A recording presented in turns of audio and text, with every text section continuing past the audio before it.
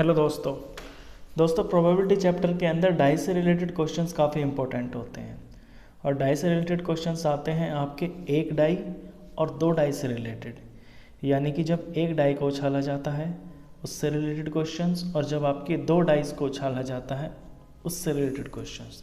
तो सबसे पहले जानते हैं कि जब एक डाई को उछालते हैं तो आपके कितने आउटकम्स आते हैं। देखिए, डाई गोटी होती है, आप जानते हैं वो जो लूडो वाली, उसके अंदर क्यूब होता है तो उसके 6 फेसेस होते हैं। हर फेस के ऊपर एक काउंटिंग लिखी होती है 1 2 3 4 5 6। तो उसके जो आउटकम्स होते हैं, टोटल आउटकम्स, वो आपके ये होते हैं 1 2 3 4 5 6, यानी कि टोटल 6 आउटकम्स होते हैं। इनसे अलग दोस्तों कुछ भी नहीं होता। अब इससे रिलेटेड क्वेश्चंस कैसे आते हैं वो भी ज़रा देख लीजिए। आपकी एनसीईआरटी का क्वेश्चन नंबर 13 है, a die is thrown once, एक डाई को एक बार उछाला, find the probability of getting. तो इनकी प्रोबेबिलिटी बताइए। नंबर 1 पे गेटिंग अ प्राइम नंबर, कि जब आप एक डाई को उछालते हैं तो प्राइम नंबर आने की प्रोबेबिलिटी क्या होती है।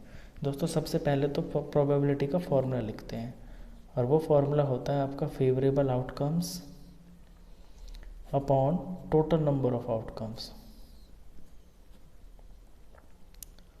अब इसमें जो प्रोबेबिलिटी आपसे पूछी है वो प्राइम नंबर की है।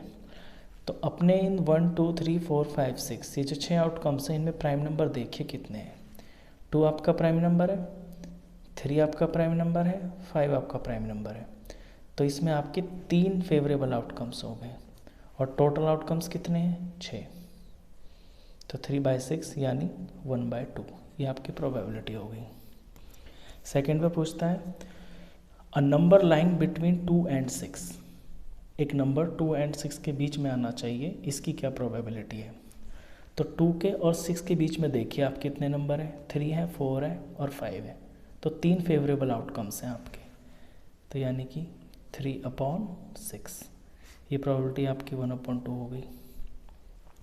थर्ड पे कहता है गेटिंग एन ऑड नंबर, एक ऑड नंबर आ जाए।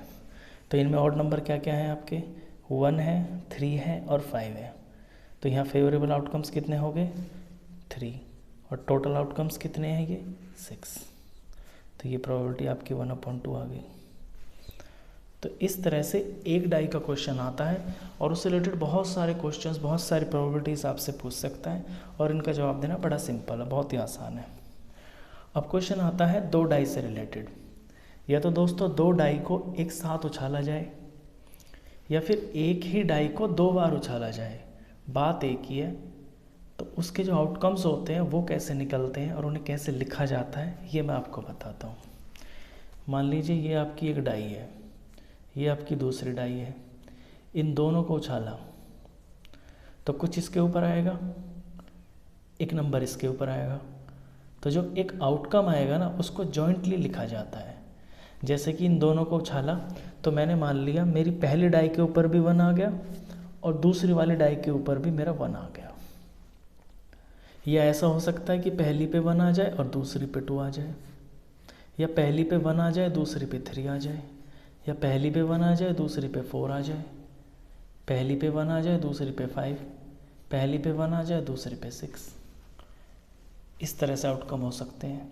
या ये हो सकता है कि पहली पे तो आ जाए मेरा 2 और दूसरी पे 1, पहली पे 2 दूसरी पे 2, पहली पे 2 दूसरी पे 3, दूसरी पे 3। मतलब मैं ये मान के चलता हूँ कि अगर मेरा पहली डाई के ऊपर 2 आ जाए तो सेकंड में और क्या क्या चीज़ें जो आ सकती है 1 2 3 4 5 या 6। ये पैटर्न है दोस्तों इसके आउटकम्स को लिखने का।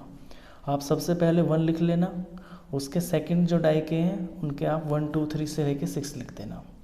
फिर आप फर्स्ट डाई के लिए 2 मान लेना और सेकंड डाई के आउटकम्स में आप 1 2 3 4 5 6 ऐसे लिख देना। तो इस तरह से अब जो मैं लिखूँगा वो 3, ये मेरी फर्स्ट डाई का आउटकम है। तो ये फर्स्ट डाई के आउटकम में इसमें सारे 3 मान लेता हूँ और सेकंड डाई के आउटकम्स को मैं 1 से लेके 6 तक लिख देता हूँ। 2 3 4 5 और ये 6। अब मैं फर्स्ट डाई के ऊपर 4 मान लेता हूँ कि मान लीजिए मेरा फर्स्ट डाई के ऊपर 4 आ जाता है, और सेकंड डाई के ऊपर मेरे 1 से लेके 6 तक कुछ भी आ सकता है। 1 2 3 4 5 और ये 6। अब फर्स्ट डाई के ऊपर मैं 5 मान लेता हूँ कि मेरा 5 आ गया फर्स्ट डाई के ऊपर, तो सेकंड के ऊपर 1 से लेके 6 कुछ भी आ सकता है।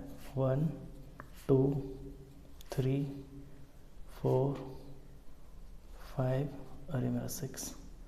अब फर्स्ट डाई के ऊपर मैं 6 मान लेता हूँ, तो सेकंड के ऊपर 1 से 6 तक कुछ भी आ सकता है। 4 5 और ये 6। तो इस तरह तो दोस्तों इसके जो 2 डाइज होती हैं उनके आउटकम्स लिखे जाते हैं। अब जब ये आपके सामने आउटकम्स आ जाते हैं तो इनसे रिलेटेड कोई भी कैसा ही भी क्वेश्चन पूछ ले, आपको उनके जवाब देने में मुश्किल नहीं होगी।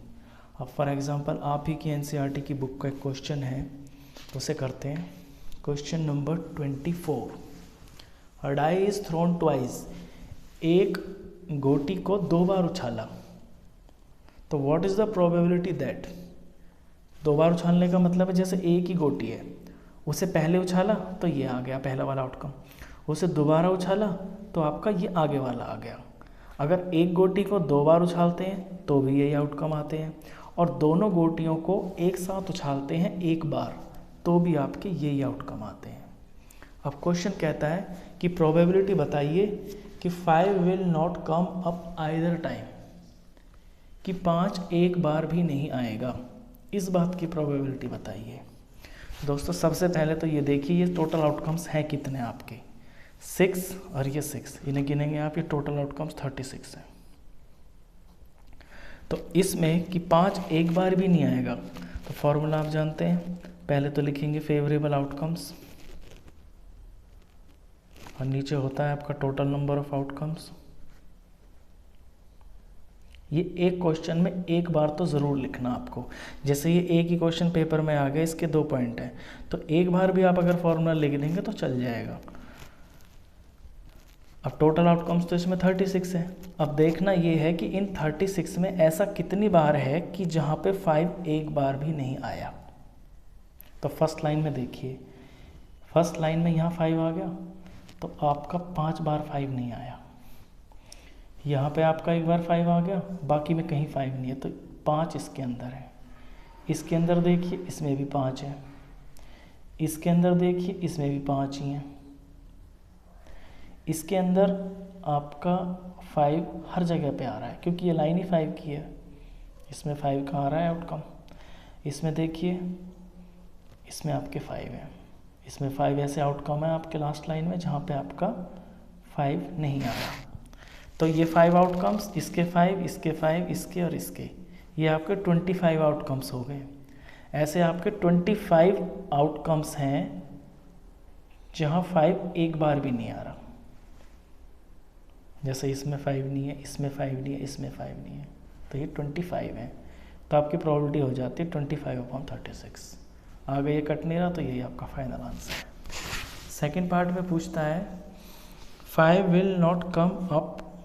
Will come up at least once, कि 5 कम से कम एक बार तो ज़रूर आ जाए। अब जब ऐसे लिखा होता है ना दोस्तों, come up at least once, कि कम से कम तो एक बार आ जाए, तो उसमें एक बार वाला भी गिनते हैं और एक से ज़्यादा वाला भी गिनते हैं। तो देखिए क्या है, पहली लाइन में आपने देखा इसमें 5 है तो एक आउटकम ये आ गया। दूसरी लाइन में इसमें एक आउटकम है तो ये दूसरा हो गया। तीसरी में यहाँ पे एक आउटकम है तो ये मिलके 3 हो गया। चौथी में यहाँ पे एक 5 है तो ये चौथा आउटकम हो गया। पांचवी लाइन में आपके ये सारे के सारे हैं और इनमें सब में 5 है, तो 4 तो ये हो गए, 5 6 7 8 9 और ये 10, तो यहाँ तक आपके 10 आउटकम हो गए इस लाइन तक। अब लास्ट लाइन में देखें, लास्ट लाइन में सिर्फ ये एक पेयर है जिसमें 5 आता है, तो ये है आपका 11वां। तो इस तरह से आपकी प्रोबेबिलिटी हो जाती है 11/36, यानी टोटल 36 आउटकम्स में से ऐसे इसमें 11 आउटकम्स हैं जिनमें 5 कम से कम एक बार तो ज़रूर आता है। सो इस तरह के क्वेश्चंस आते हैं दोस्तों 2 डाइस के। आई होप आपको ये वीडियो समझ में आया होगा, ये कॉन्सेप्ट भी अच्छे से क्लियर हुआ होगा। वीडियो अच्छा लगा हो तो प्लीज़ इसे लाइक कर देना, और 10th क्लास का कंप्लीट मैथ्स पढ़ने के लिए आप इस चैनल को भी सब्सक्राइब कर देना। Thank you.